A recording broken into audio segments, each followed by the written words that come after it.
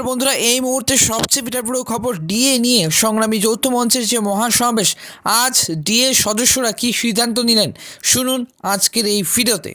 তারা পশ্চিমবঙ্গের মানুষকে পরিষেবা দেয় তারা আছে। আমরা বারবার চিঠি দিয়েছি মাননীয় মুখ্যমন্ত্রীর কাছে যে আপনি এসে দেখা করুন। উনি দেখা করার মতো ন্যূনতম সৌজন্যতা বোধটুকু দেখাতে পারেননি।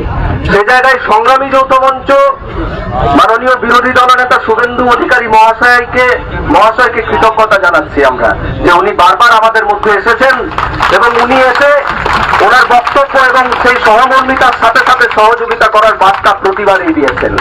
বিরোধী দলনেতার যেটুকু দায়িত্ব উনি পালন করেছেন, ওনাকে সংগ্রামী যৌথ মঞ্চের পক্ষ থেকে আমরা আবার ধন্যবাদ জানাচ্ছি। যাই হোক, আগামী 6 এবং 7 আমাদের ধর্মঘট।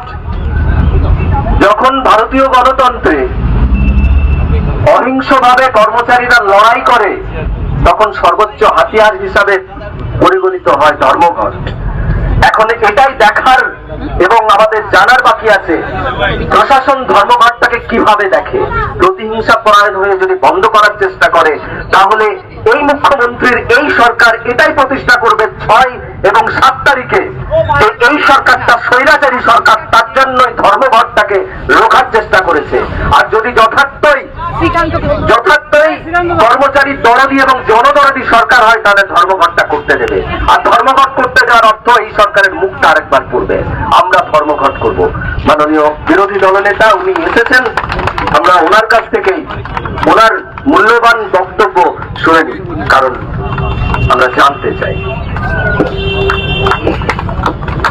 সমবেত ভদ্রমন্ডলী, সংগ্রামী সাথীবৃন্দ, ধৈর্য এবং সহ্যের সঙ্গে মাসের পর মাস, বছরের পর বছর লক্ষ্যে অবিচল থেকে একাগ্র চিত্তে আপনারা যে সংগ্রাম চালিয়ে যাচ্ছেন, সেই সংগ্রামকে আমি শতকোটি বন্দন করি, প্রণাম জানাই। আমাদের সংগ্রামী যৌথ মঞ্চের বিভিন্ন স্তরের নেতৃবৃন্দ, অনশনে অংশগ্রহণ করা সাথীবৃন্দ এবং আপনাদের হিতৈষী বন্ধুগণ, প্রেস মিডিয়ার সাথীরা, আপনাদের সকলকে আজকের এই বিকালের অভিনন্দন জানিয়ে এটি আজকে আপনাদের যে ঘোষিত কর্মসূচির শেষ পর্যায়ে সুবোধ মল্লিক স্কোয়ার থেকে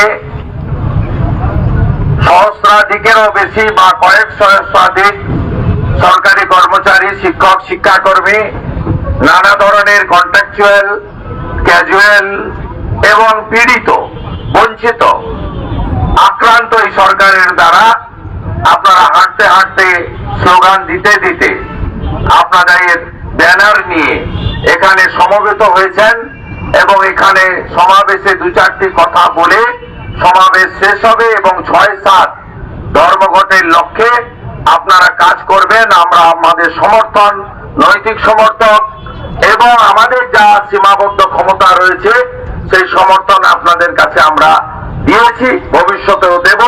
এর সঙ্গে রাজনীতি এবং ভোটের কোনো সম্পর্ক নেই। আমি আপনাদের কাছে বলে রাখি যে এই সরকার সম্প্রতি যে বাজেট পেশ করেছে, এই বাজেট আপনারা দেখবেন। গতবারে তো চিরকুটে বাজেটে লেখা ছিল না, কারণ ল্যাম্পপোস্ট অর্থমন্ত্রী, তার কোনো মূল্যও নেই, কোনো দামও নেই। তা বাজেটটা যে রয়ে যাওয়ার পরে মাননীয় মুখ্যমন্ত্রীর ব্যাগ থেকে একটা স্লিপ কাগজ গেছিল, তাতে বলা হয়েছিল 3% আপনাদেরকে দিয়ে দিলেন। উনার ভাষায় তো উনি অনেক ভাষা বলেছেন, কখনো ভিক্ষা বলেছেন, কখনো ঘেউ ঘেউ করবেন না বলেছেন, অনেক বিশেষের বিশেষণে আমাদের এই সরকারি কর্মচারী, শিক্ষক এবং পেনশনারদের নানাভাবে তিনি ভূষিত করেন। এরা আপনাদের সকলের মনের মণিকটায় গাঁথা হয়ে আছে।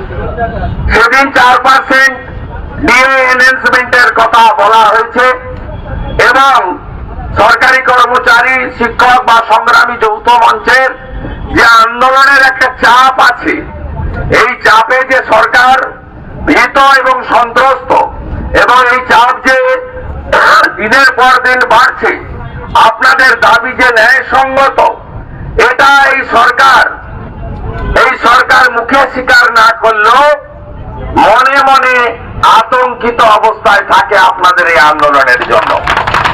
তাই গতবারে 3% চিরকুটে এসেছিল, পঞ্চায়েত ভোট বালাই ছিল।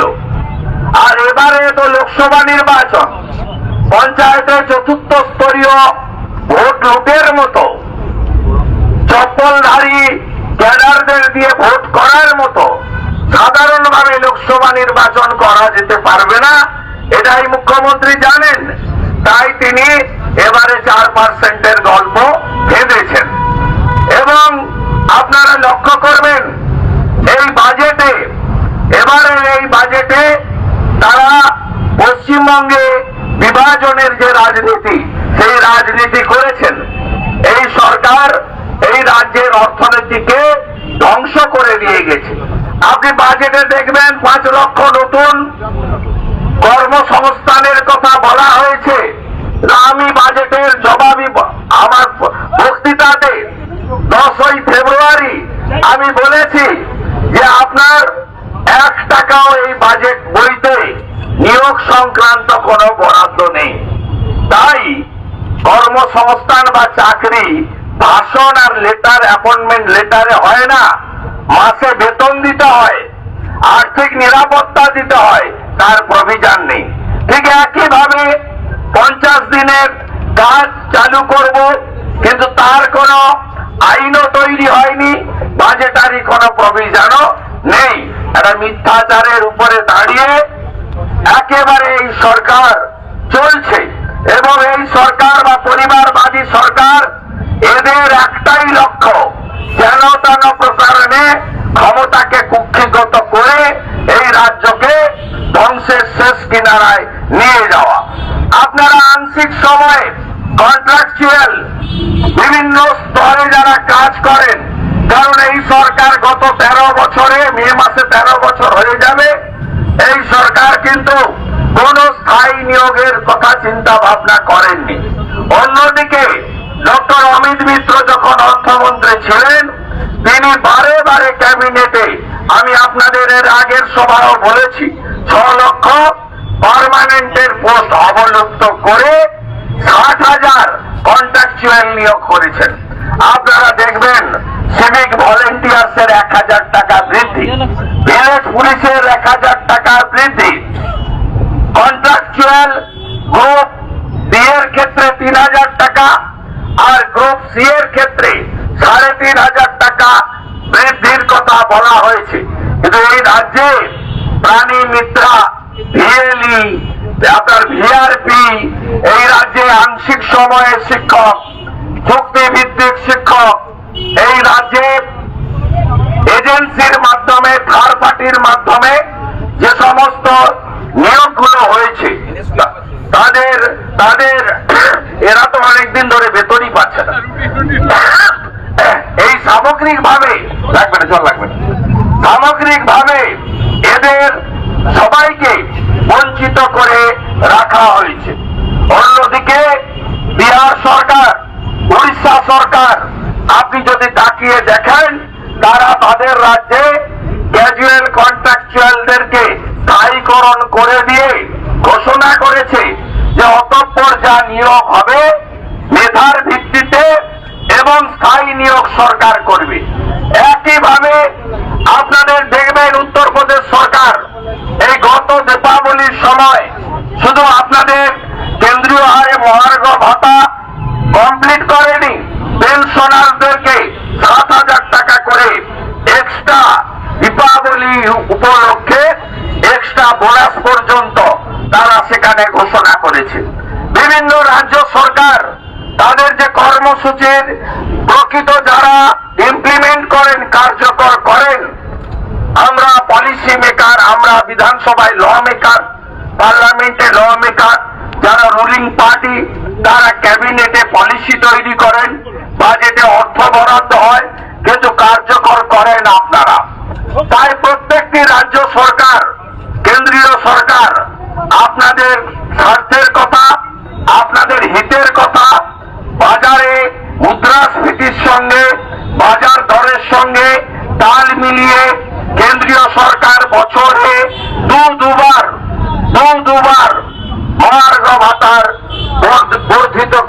সিদ্ধান্ত নেয়।